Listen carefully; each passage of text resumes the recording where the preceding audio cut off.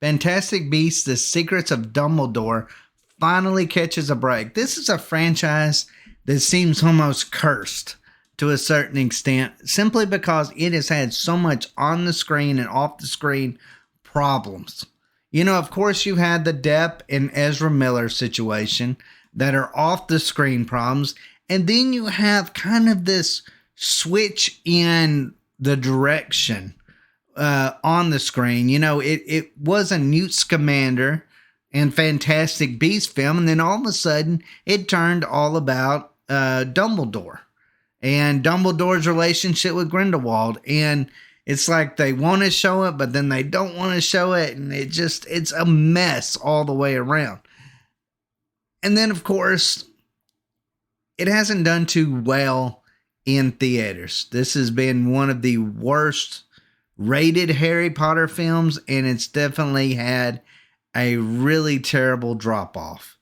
And I'm saying this as someone who is a gigantic Harry Potter fan. I wanted the best for Fantastic Beasts. I really did. But man, I just don't know how you can make another film in this franchise with as bad as the direction that this one's going. Like, I mean, if you're going to have a Fantastic Beast movie, I would just prefer it to be a Fantastic Beast movie. But of course, when you've got Mads Mikkelsen and Jude Law and Ezra Miller and all that, it's going to always be about something other than Newt Scamander. That's just unfortunately the way things have gone about it. But let's go ahead and let's see the one box office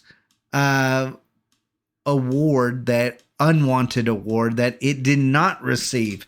Let's go ahead and let's read about this. It says, after being postponed several times, Fantastic Beasts: The Secrets of Dumbledore finally arrived in theaters on April 15, 2022. The film hit its opening weekend gross projections, earning $42 million in the United States and Canada and $57 million internationally.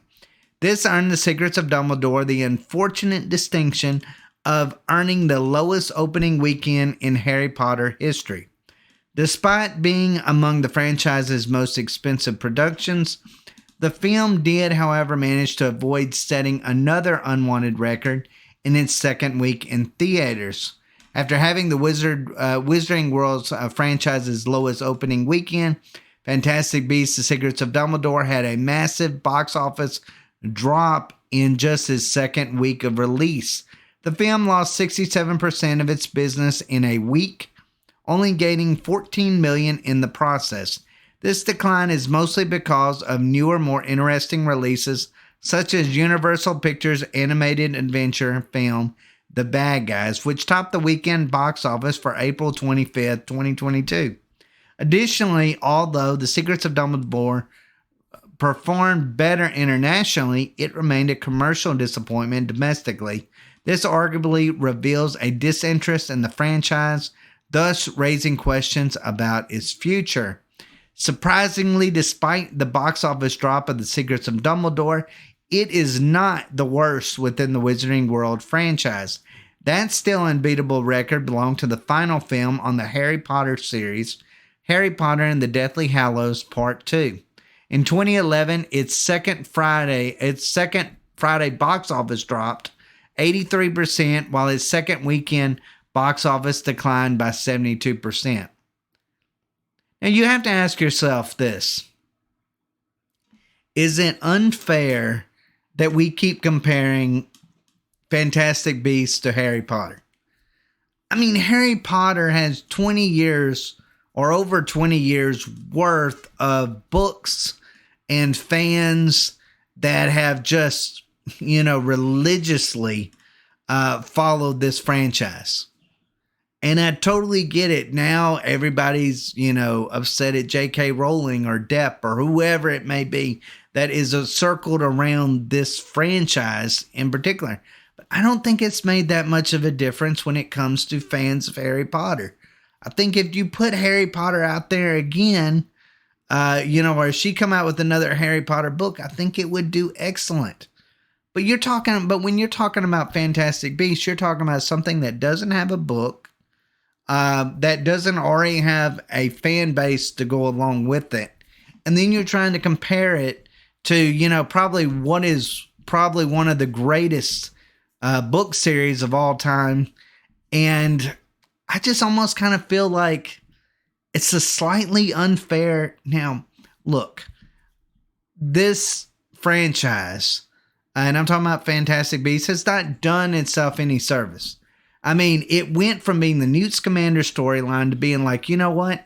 We're going to pivot to this love story that no one cares about, that is so vague and just so disinteresting that I don't think whether or not if you wanted it or you didn't want it, that you're getting what you wanted out of it, because it just feels like it's there in the background and they want to talk about it, but they're not going to talk about it. It feels like one of those soap opera moments where it's like a secret that everyone knows and everybody kind of, you know, like whispers, you know, in this vague way, you know, for like months on end. And then finally at the end, somebody says, hey, they're in love. You know, those kind of situations, that's the way this feels.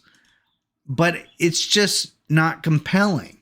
The reason why it's not compelling is, one, it would have been a lot better if they would have showed them as teenagers. If they'd have showed them as teenagers, this would have been the way to bring out that storyline.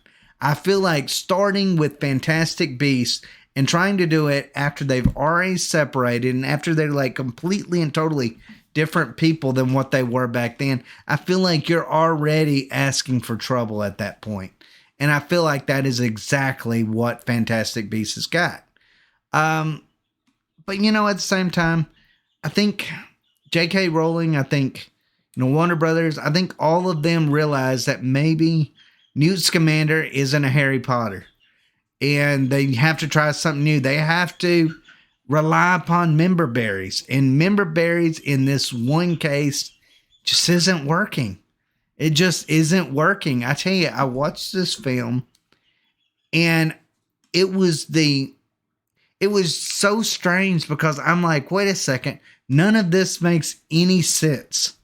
None of this has really been brought into fruition at all. There just wasn't very much interesting lore to it. There wasn't very much interesting story to it.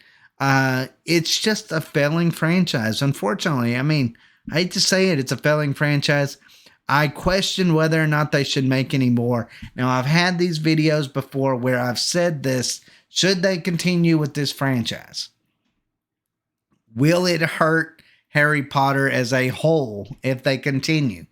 Or will it hurt Harry Potter as a whole if they stop it right now? Because if they stop it right now and it has no chance to rebound, which it probably won't ever rebound, but let's just say it has a chance to rebound, if they continue to make more movies of it, then it would at least give, you know, these studios more reason to be like, okay, we'll continue on with, you know, Harry Potter productions, series or movies or whatever it may be in the future. But they stop it right now, all of that's going to be halted.